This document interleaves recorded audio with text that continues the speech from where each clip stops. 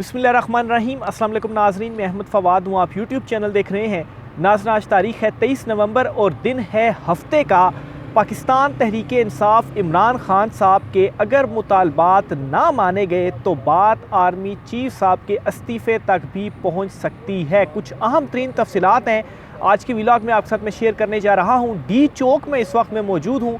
मेरे पीछे कंटेनर्स आप देख रहे होंगे जो डी चौक पर लगाए गए हैं, मुकम्मल तौर पर सील कर दिया गया है। ना सिर्फ डी चौक को बल्कि इस वक्त पूरे मुल्क की जो सूरत हाल है, पूरे मुल्क को ही आप समझें कि सब जेल इस वक्त बना दिया गया है। इस्लामाबाद को कंटेनर सिटी बना दिया गया है। इसके अलावा पाकिस्तान तहरीक इंसाफ का एक इम्पॉर्टेंट आज इजलास भी हुआ है। इस इजलास में एहतजाज के हवाले से क्या फ़ैसला किया गया है, काफ़िलों की क्या सूरत हाल है, कहाँ तक काफ़िले पहुँच चुके हैं, इस्लामाबाद में पाकिस्तान तहरीक इंसाफ के कितनी बड़ी तादाद में जो कारकुनान हैं वो पहुँचे हुए हैं ऑलरेडी, पुलिस की जानिब से क्या इंतज़ामात किए जा रहे हैं, चुनतखब हुकूमत क्यों घबराई हुई है इस एहतजाज से इमरान खान साहब की, इस पर भी कुछ तफसीलात हैं आपके साथ, वो मैं शेयर करूँगा। आगे बढ़ने से पहले अगर आप दोस्तों ने चैनल को सब्सक्राइब नहीं किया तो आपसे गुजारिश है कि चैनल को सब्सक्राइब करें। वीडियो अगर अच्छी लगे तो लाइक कीजिएगा और इसे शेयर भी ज़रूर कीजिएगा। सबसे पहले तो नाज़रीन आपको बताता चलूँ कि इस वक्त पूरे मुल्क की और डी चौक की और ओवरऑल जो सूरत हाल है इस्लामाबाद की वो क्या है। इस्लामाबाद को मुकम्मल तौर पर आप समझें जी कि सील कर दिया गया है और कंटेनर सिटी बना दिया गया है। डी चौक की इस वक्त जो सूरत हाल है आप मेरे पीछे देख रहे होंगे, ये कंटेनर्स जो हैं वो सारे डी चौक के ऊपर लगे हुए हैं और ये फ़र्स्ट लेयर है जो आपको नज़र आ रही होगी। इससे पीछे भी एक लेयर है कंटेनर्स की जो कि लगाई गई है ताकि इस डी चौक को क्रॉस ना कर सके पाकिस्तान तहरीक इंसाफ के जो कारकुनान हैं। और ये जो लाइन है, चूँकि डी चौक वो नीचे तक जाता है तो नीचे तक जो कंटेनर्स हैं वो नस्ब किए गए हैं।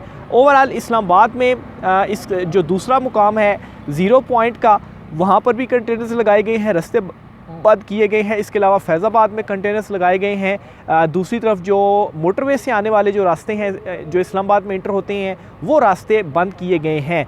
तो सूरत हाल ये है कि इस्लामाबाद को तो बंद कर दिया गया है, यानी कि इस्लामाबाद में जो लोग हैं या जो कुछ ट्रैफिक मौजूद है वो इस्लामाबाद से बाहर नहीं जा सकेगी और रावलपिंडी या दीगर शहरों की जो ट्रैफिक है वो इस्लामाबाद के अंदर नहीं आ सकेगी। हाँ, अगर कोई मोटरसाइकिल वगैरह पर है तो वो कच्चे रास्तों से होता हुआ या अंदर गलियों से होता हुआ आ सकता है। जिस तरह से आज जब मैं इस्लामाबाद में इंटर हो रहा था तो मैं भी इसी तरह से इस्लामाबाद में इंटर हुआ और कंटेनर्स को लगाने का सिलसिला अभी भी जारी है। ये पीछे मेरे आप लिफ्टर भी देख रहे होंगे, अभी गुजर रहा है, तो इसके ज़रिए जो कंटेनर्स हैं वो अभी भी लगाए जा रहे हैं। जो क्रेन्स हैं वो भी रोड पर चल रही हैं और मज़ीद भी रास्तों को बंद किया जा रहा है। तो ये इस्लामाबाद की इस वक्त की सूरत हाल है। ओवरऑल पूरे मुल्क की भी यही सूरत हाल है। रात गए तक जो इस्लामाबाद दीगर शहरों से आने वाले जो रास्ते थे, इवन के मोटरवेज़ वगैरह, उनको भी बंद कर दिया गया है। और इस वक्त पूरे मुल्क की सूरत हाल ये है कि आप समझें कि सब जेल करार दे दिया गया है।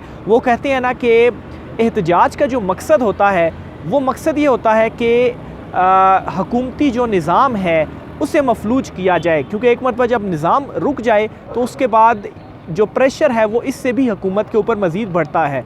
तो वो इस वक्त हुकूमत ने ये प्रेशर ख़ुद ही अपने ऊपर ले लिया हुआ है। इमरान खान साहब ने सिर्फ कॉल ही दी है। अभी कल इस्लामाबाद में लोगों ने पहुंचना है, पीटीआई के काफ़िलों ने, और उससे पहले ही पूरे मुल्क को मफलूज इस वक्त हुकूमत ने कर दिया है। आप देखें, तालीमी इदारे बंद कर दिए गए हैं, मोटरवेज़ बंद हैं, ट्रांसपोर्ट्स जो हैं वो बंद कर दी गई हैं, जो मुख्तलिफ अड्डे हैं उनको बंद कर दिया गया, जीटी रोड को बंद कर दिया गया है, इंटरनेट को बंद कर दिया गया है, वीपीएन बंद है, एक्स जो है वो बंद है, यूट्यूब बंद है। मीडिया के ऊपर भी इस तरह से पाबंदी है कि अप्रूव कंटेंट आप कहें सिर्फ वही आप नशर कर सकते हैं। पेट्रोल पंप्स बंद हैं। इसके अलावा होटल्स जो हैं वो बंद हैं। इवन के जो हॉस्टल्स थे इस्लामाबाद के, उसमें जो तुलबा रह रहे थे उनको भी आज की डेडलाइन दे दी गई हुई है कि आप जो है ये हॉस्टल अपने छोड़कर वापस अपने अपने गांव में चले जाएं। इस्लामाबाद डी चौक के इर्द गिर्द ये जो बिल्डिंग्स हैं, इन बिल्डिंग्स में छापे मारे जा रहे हैं, दफातर में ज़बरदस्ती घुसा जा रहा है देखने के लिए कि यहाँ पर कहीं पीटीआई के वर्कर ना हो। और ये सारा कुछ जो पुलिस है उनकी जानिब से किया जा रहा है। मुख्तलिफ प्लाज़ों की जो तलाशियाँ हैं वो ली जा रही हैं। तो ये इतना ज़्यादा खौफ है, और खौफ किस से है? खौफ उससे है कि जो खुद अडयाला जेल में इस वक्त बंद है इमरान खान, तो सब कुछ बंद किया और किसके खौफ से बंद किया, जो कि खुद इस वक्त अडयाला जेल में बंद है। तो ये जी कुछ लेटेस्ट सूरत हाल थी। साथ ही साथ ज़राए का ये भी दावा है कि इस वक्त 20 से 25 हज़ार जो PTI के कारकुनान हैं वो इस्लामाबाद में मौजूद हैं और वो पहले ही इस्लामाबाद में आ चुके थे जब इस एहतजाज की जो कॉल थी वो दी गई थी। इसके अलावा पेशावर से बहुत सारे काफ़िले जो हैं वो रवाना हो चुके हैं और मेन जो काफ़िले हैं वो कल सुबह रवाना होंगे इस्लामाबाद के लिए। और पाकिस्तान तहरीक इंसाफ का एक इम्पॉर्टेंट जलसा भी इजलास भी हुआ है जिसमें अली अमीन गंडापुर और बैरिस्टर गौहर, चूँकि ये दो अली अमीन गंडापुर तो ज़्यादा इम्पॉर्टेंट हैं, तो ये दोनों जो है वो उसमें मौजूद थे। उसकी सदारत भी जो है वो की गई और इसमें यह फ़ैसला किया गया कि जो एहतजाज की कॉल है वो फ़ाइनल कॉल है और हर सूरत डी चौक पहुंचा जाएगा और डी चौक पहुंचकर जो धरना है वो दिया जाएगा और जो मुतालबात हैं जब तक वो मंजूर नहीं होते तब तक जो एहतजाज है, जो धरना है वो जारी रहेगा। और मुतालबात क्या हैं, इमरान खान साहब के 3 उन्होंने मुतालबात कहें बल्कि शराइत कहें इमरान खान साहब ने जो रखी हैं, एक 26वीं तरमीम की वापसी और फिर इसी तरह से मैंडेट की वापसी और जो सियासी कैदी हैं उन तमाम की रिहाई। तो ये इमरान खान साहब के 3 जो बुनियादी मुतालबात हैं वो सामने रखे गए हैं। और PTI ने जो रात के जलसा भी किया उस जलसे में भी ये कहा गया कि हर सूरत एहतजाज होगा, हर सूरत डी चौक पहुँचेंगे और हर सूरत वहाँ पर जो धरना है वो दिया जाएगा। आज भी ये इतलात आ रही हैं कि इमरान खान साहब को एक मरतबा फिर से इंगेज करने की जो कोशिश है वो की जा रही है, लेकिन इमरान खान साहब इसके ऊपर बिल्कुल वाज़ेह ये बता चुके हैं कि अगर आप चाहते हैं कि जो एहतजाज है इसको मैं मौखर कर दूं तो आप फौरी तौर पर जो काम कर सकते हैं वो रिहाई है, यानी कि मेरी रिहाई और सियासी कैदियों की रिहाई। तो ये वो काम है जिससे आप फौरी तौर पर कर सकते हैं। जहाँ तक 26वीं तरमीम और मैंडेट की वापसी की बात है तो चले इसमें कुछ दिन लग सकते हैं, लेकिन फौरी करने वाले जो काम है वो रिहाई है और वो हो सकती है। लेकिन चूँकि आप संजीदा नहीं हैं तो आप ये काम नहीं कर रहे। और ये क्यों नहीं किया जा रहा, क्योंकि इस वक्त मुंतखब हुकूमत को भी ये मालूम है अगर इमरान खान रिहा हो गया तो फिर उसके बाद हमारा जाना तो पक्का ही है। अभी भी खैर जाना पक्का ही है। एक मरतबा पाकिस्तान तहरीक इंसाफ अपना एहतजाज ले आती है डी चौक में तो इस हुकूमत का जाना तो कन्फर्म ही है। आसिफ करमानी साहब देखें, नून लीग के सीनियर रहनुमा है, वो ये कहते हैं कि अगर एस्टेब्लिशमेंट हाथ उठा दे तो डी चौक आने से पहले ये जो हुकूमत है ये गिर जाएगी। तो ये जो एहतजाज है प्रीवियस तमाम एहतजाजों से मुख्तलिफ भी है और मुख्तलिफ इस लिहाज से भी है कि जो अमेरिका में एक इंतज़ामिया तब्दील हुई है तो वो हाथ जो इनके सरों पर होता था वो अब इनको अवेलेबल नहीं है, यानी कि जो बुनियादी इंसानी हकूक़ की खिलाफ वर्जियाँ करते थे, सख्तियाँ करते थे, अगर अभी इनकी जानिब से वो काम किया गया तो कुछ UN के वफ़द वगैरह इंसानी हकूक़ के वफ़द जो हैं वो मौजूद हैं, चीज़ों को वो मोनीटर कर रहे हैं और इंटरनेशनल जो दबाव है ऑलरेडी पड़ा हुआ है इमरान खान साहब की रिहाई के हवाले से, तो मज़ीद जो दबाव है वो पड़ेगा। तो इसलिए जी हुकूमत को ये लगता है कि इमरान खान की अगर रिहाई कर दी जाती है तो तब भी हमने घर जाना है और अगर नहीं की करेंगे तब भी हमने घर जाना है। लेकिन अगर PTI के ये एहतजाज हम नाकाम बना दें तो उस सूरत में ये हो सकता है कि हमें घर ना जाना पड़े। तो इसलिए ये सारा जो टिल का ज़ोर आप कहें आखिरी हदों तक जाया जा रहा है। लेकिन पाकिस्तान इमरान खान साहब ने भी ये क्लियर कर दिया है कि इस मरतबा लाखों की तादाद में जो लोग हैं वो निकलेंगे। तो ये जी अभी तक की सारी सूरत हाल है रावलपिंडी, इस्लामाबाद, दीगर शहरों की और इमरान खान साहब ने जो कॉल दी हुई है इस कॉल के हवाले से अपडेट और डी चौक में इस वक्त क्या चल रहा है उस हवाले से अपडेट। अच्छा जी, एक ट्वीट है जी ये की है फ़खरुर रहमान साहब ने और ये बड़ी ख़तरनाक किस्म की ट्वीट है उन्होंने की है। इसमें वो ये कहते हैं कि 24 नवंबर का एहतजाज इमरान खान साहब के 3 मुतालबात से आगे भी जा सकता है। बात आर्मी चीफ़ के इस्तीफ़े तक ना चली जाए। खान को सऊदी अरब जला वतन करने की कोशिश हो रही है लेकिन इमरान खान ने इनकार कर दिया है और इमरान खान ने और ये फ़खरुर रहमान साहब जो हैं वो ट्वीट कर रहे हैं। और ये क्यों ट्वीट, और फ़खरुर रहमान साहब बड़े सीनियर सहाफ़ी हैं, मैं अक्सर अपने व्लॉग्स में उनको कोट भी करता रहता हूँ, उनकी ख़बर जो है उनके नाम से अक्सर आपके साथ में शेयर भी करता रहता हूँ। तो ये जो ख़दशे का इजहार किया जा रहा है एक तो आप ये चीज़ जहन में रखें, अगर लाखों लोग निकल आए ना एक मरतबा और डी चौक पहुँच गए तो ये तो पक्का तय है कि इस हुकूमत ने घर जाना ही जाना है।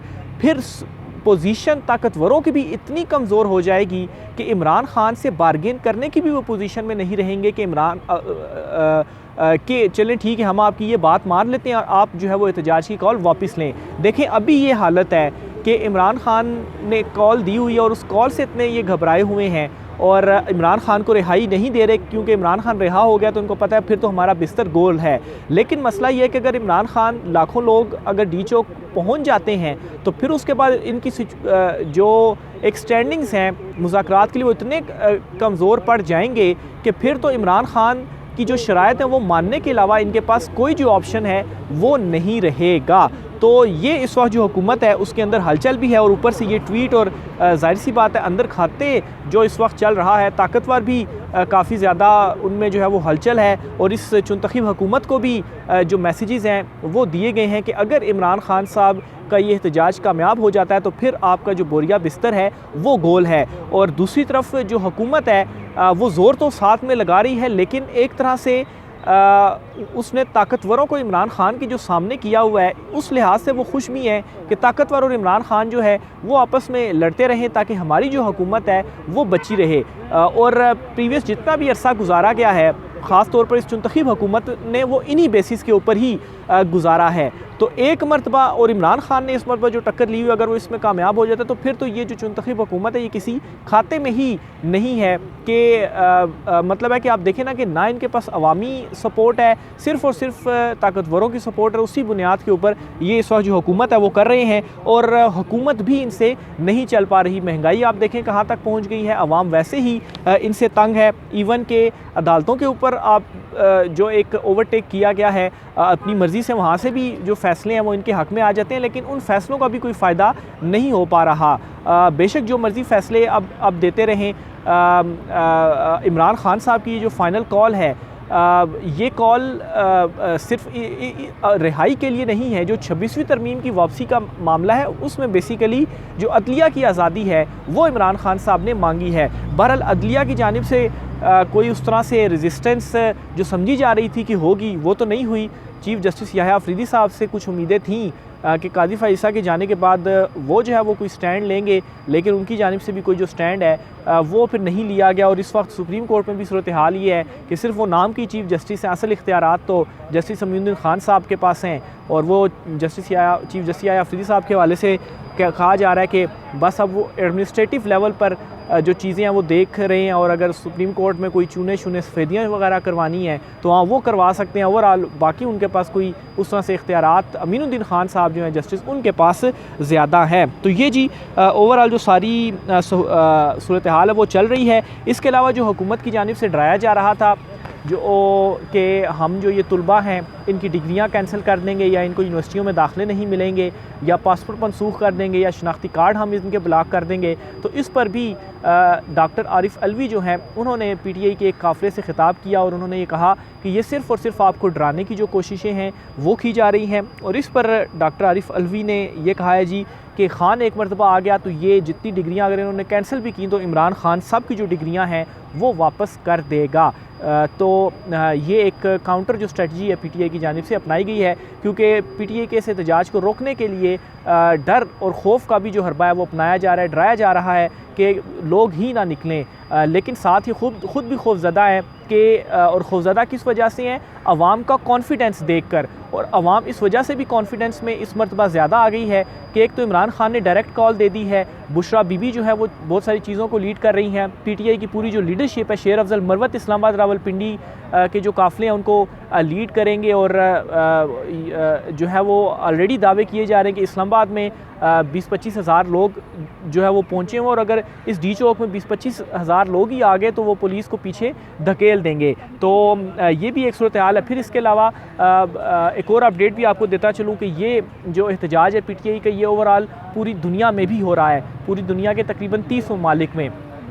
और सबसे बड़ा जो एहतजाज पाकिस्तान के बाद अगर कहीं होगा तो वो अमेरिका में होगा, और फिर उसके बाद लंदन में होगा। और मेन जो प्रेशर भी आ रहा है वो भी नहीं 2 ममालिक से जो है वो आ रहा है। और ज़ाहिर सी बात है जब वहाँ पर एक तो ओवरसीज़ कम्युनिटी से जो ट्रंप के वादे हैं वो भी उनकी जानिब से किए गए, क्योंकि एक 40 लाख वोट है वहाँ पर ओवरसीज़ पाकिस्तानियों का, तो वो सपोर्ट ट्रंप के साथ थी। और वो सपोर्ट ऐसे ही नहीं थी, वाज़े तौर पर सपोर्ट इसीलिए ये थी कि इमरान खान साहब की जो रिहाई है और इसके लिए जो बाइडन इंतज़ामिया की पॉलिसीज़ हैं उन पॉलिसीज़ को कंटिन्यू जो है वो नहीं करना। तो बहरहाल जी ये अभी तक की ओवरऑल सूरत हाल है। और मैं ये समझता हूँ कि ये जो कुछ हुकूमत की जानिब से किया गया है, जो सारे रास्ते ब्लॉक किए गए हैं, ये जो एहतजाज का पहला मकसद होता है वो हुकूमत ने ख़ुद इमरान खान साहब का पूरा कर दिया है। इस पर मज़ीद जो भी होती हैं तफसीलात आपके साथ में शेयर करता रहूँगा। राय का इज़हार कीजिएगा। आज के व्लॉग से इतना ही, मुझे इजाज़त दीजिए। अल्लाह हाफ़िज़।